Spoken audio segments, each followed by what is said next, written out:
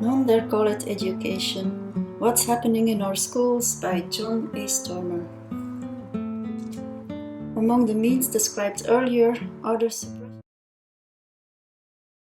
suppression of American history and geography, which might enhance pro-American sentiments of the children.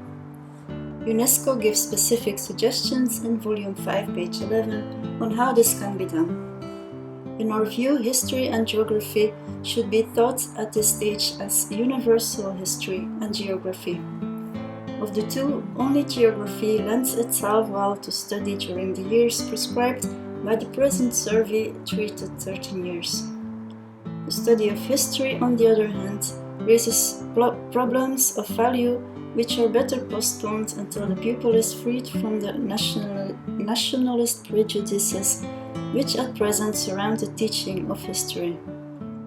Translated, this means that if the grade school student is taught American history early and objectively, he is likely to realize that America's government, economics, and social values outstrip those found anywhere else in the world.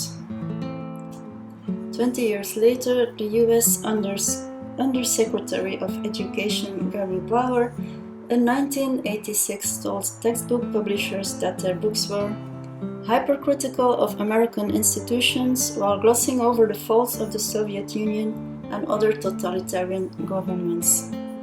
He added that textbooks should not be written as if they were written by neutrals in the struggle between freedom and slavery. After recommending that American students be denied full knowledge of the greatness of their nation, UNESCO admits that detailed study of foreign countries will lead the student to the conclusion that America is a better place to live.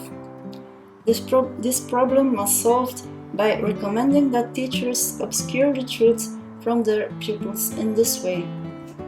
Certain delicate problems, however, will arise in these studies and explorations.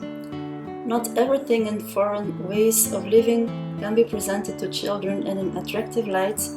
At this stage, though, the systematic examination of other countries and manners can be postponed, and the teacher need seek only to ensure that his children appreciate, through abundant and judicious examples, that foreign countries too possess things of beauty, and that many of them resemble the beauty and interest of his own country.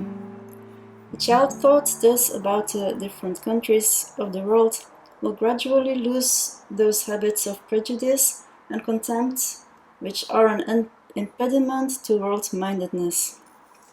Thus, UNESCO recommends the deliberate undereducation of children. The student who does not know or understand the accomplishments of America and the shortcomings of the rest of the world is more likely to accept a world government. Recommended 50 years ago, the UNESCO program is being implemented in schools today.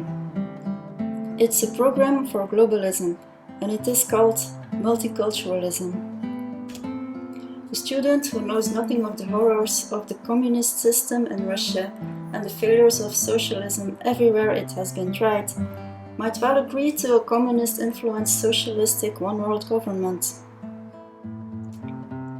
Because the United Nations has no real successes of its own to point to, textbooks have frequently given the United Nations credit for winning World War II.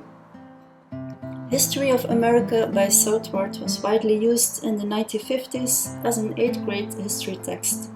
The text incorrectly tells how, when a great invasion force was assembled in England to assault Hitler's Europe, General Dwight Eisenhower of the United States Army came from the Italian front to command his mighty new United Nations force.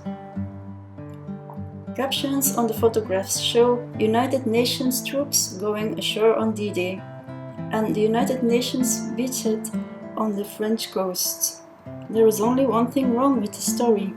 D-Day, when Allied forces landed on the French coast, was June 6, 1944. The United Nations was founded in San Francisco at a conference which opened on April 25, 1945. 10 months after D-Day, the war in the Pacific was pictured similarly. The student who has been taught that the United Nations protected America from Nazism and Mussolini's fascism would see nothing wrong with looking to the United Nations to maintain world peace and freedom. The southward text was not an isolated example. Almost 15 years later, in the mid-1960s, the Prentice Hall text, Our Nation from Its Creation, by Nathaniel Payat and Muriel Jean Drummond, and a companion 10th grade world history text by the same authors, used the same textbook approach.